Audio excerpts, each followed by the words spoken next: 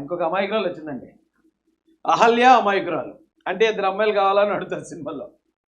కానీ ఇద్దరు అమ్మాయిలు కూడా ఈవిడే. చాలా అమాయకంగా పేరు పెట్టి మహిళలు, మహిళల రక్షణ తదుపరి అంశాల మీద మాట్లాడడానికి వైఎస్ఆర్సీపీ నుంచి అధికార ప్రతినిధి గారు వచ్చారు. పాపం గత 5 సంవత్సరాల్లో చాలామంది ఎగిరెగిరి దంచారు వైసీపీలో. వాళ్ళు ఎవ్వరికీ రాని అవకాశం శ్యామల గారికి వచ్చిందండి అధికార ప్రతినిధి. ఆ శ్రీరెడ్డి గారు కూడా చాలా బాధపడ్డారు.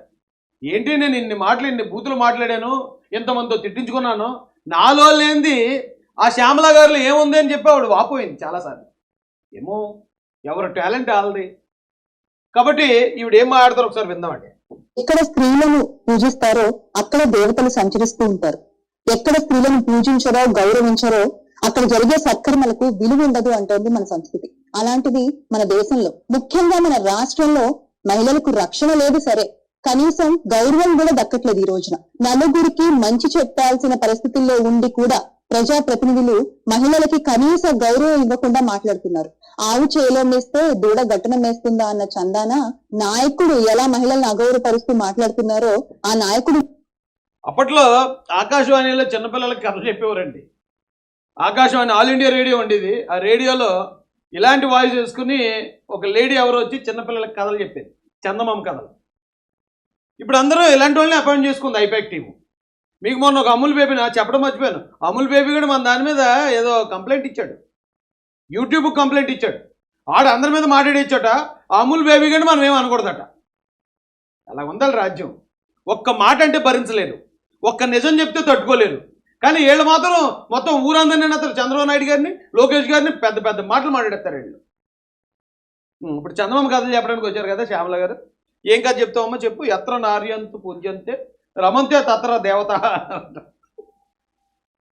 మనుషులు కూడా అలాగే ప్రవర్తిస్తున్నారు, అలాగే మాట్లాడుతున్నారు. కారు షెడ్డులో ఉండాలి, ఆడది వంటింట్లో ఉండాలి అంటారు ఒకళ్ళు. మీకు ఎవరమ్మా ఆ పేర్లు కూడా చెప్పే ఎందుకు మొహోటం ఎందుకు? ఇక్కడ దాకా వచ్చిన తర్వాత ఇంక మొహోటాలు ఎందుకు? పలానా ఆయన ఇలాగ అన్నాడని చెప్పేయి. జీతాలు ఎందుకు, రూమ్లు కట్టిస్తాను, రాత్రంతా సంపాదించుకోండి అంటూ డ్వాక్రా మహిళలను ఉద్దేశించి మాట్లాడతారు ఇంకొకళ్ళు. ఆడవి కనిపిస్తే ముద్దైనా పెట్టాలి, కడుపైనా చేయాలి అంటారు ఇంకొకళ్ళు. అసలు మూడో మాట బాలకృష్ణ గారు అన్నారు. బాలకృష్ణ గారి గురించి అందరికీ తెలిసిందే. ఆయన ఆల్మోస్ట్ ఒక పసి మనసు లాంటిది ఆయన్ని. ఆయన ఎవరేమన్నా అని పట్టించుకునే మంచిగా ఎప్పుడో జరిగింది ఇది.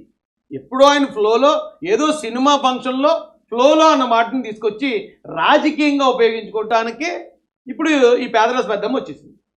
చందమామ కథల్లో పేదరాజు పెద్దమ్మ ఉంటుంది కదా, ఆ పేదరాజు పెద్దమ్మ ఈ పేదరాజు పెద్దమ్మ.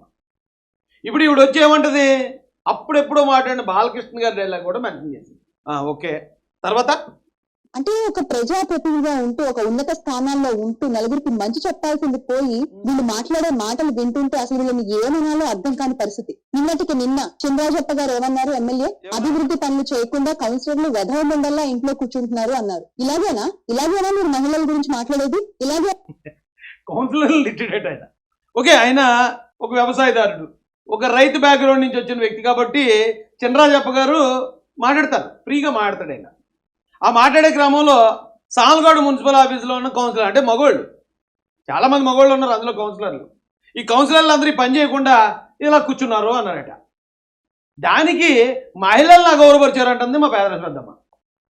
పెద్దమ్మ నీకు అర్థం కావట్లేదు, అక్కడ మహిళలను కాదు ఆయన అంట, అక్కడ జెంట్స్ని అన్నాడు. అక్కడ నీకు మహిళలు ఎక్కడి అంటే ఈ వైఎస్ఆర్సీపీ సాల్గోడ మున్సిపల్ కౌన్సిలర్లు అందరూ మహిళలు అంటున్నారు. అంటే నువ్వు ఇక్కడ పురుష జాతిని అవమానిస్తున్నావు పెదరాజు పెద్దమ్మ. ఆ కాంటెక్స్ట్ ఏడు తెలియదు, ఏ మాట మాట్లాడాలో తెలియదు, అసలు ఎందుకు మనం కెమెరా ముందుకు వచ్చామో తెలియదు, ఎవరు కౌంటర్ ఇస్తున్నావో తెలియదు. ఏదోటి వాగేయటమే, చందమామ గారు చెప్పినట్టు ఏదోటి చెప్పేయటమే. మారన్నమ్మా కొంచెం. ఎందుకంటే ఇప్పుడు ఆయన అనేటట వెధవ డాషల్లాగా ఉన్నారా అని. ఆ మాటను పట్టుకుని అసలు అబ్బురు పడిపోతుంది, ఆశ్చర్యచకితురాలు అవుతుంది, నిజంగా షేక్ అయిపోతుంది. అమ్మా నువ్వు వైసీపీ పార్టీయే కదా, ఆ పార్టీ అధికార ప్రతినిధివి. మీ పార్టీ వాళ్ళ భాష ఎప్పుడైనా విన్నావు నువ్వు? అమ్మ మొగుళ్ళు, లేకపోతే ఆ పుట్టుకలు, పలానా వాళ్ళకి ఏళ్ళు పుట్టారు, ఏళ్ళకి ఆళ్ళు పుట్టారు అనే మాటలు, లకారాలు కొన్ని వినిపించినట్టు. ఆ శాంపిల్కి 2 వదులుతాను ఉండు, ఎందుకంటే నీకు కూడా తెలియాలి కదా. నీకు తెలియకుండా ఉండదులే. ఇప్పుడు ఆ కౌన్సిలర్ని ఏదో మాట తిడితేనే నువ్వు మహిళల్ని తిట్టాడు అంటున్నావు. మహిళలకు అగౌరవపరిచేశారు, వెధవ డాష్లు అన్నాడు అని చెప్పి. వాస్తవానికి ఆ పదాన్ని తిట్టుగా కాదు, ఓ పదంగా కూడా వాడతారు.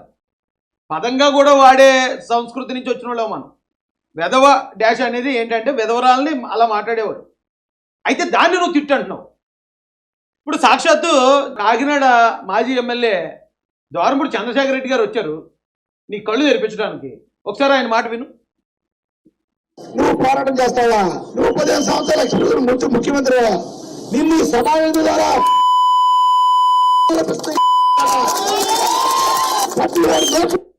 అక్కడ బీప్ వేశారు. ఆ బీప్లో లకారం ఉంది. లా కొడగా తిట్టాలందట. తిట్టాలని ఉందని తిట్టేహాడు ఆయన. అంటే ఇప్పుడు మహిళలందరినీ లాల్ అన్నాడేనా మరి ఆయన? వైసీపీ ఎమ్మెల్యే అప్పుడు జగన్ గారు, అంటే రెండో జగన్ గారు అనేవారు ఆయన. ఇలాంటివన్నీ నీకు తెలుసు కదా.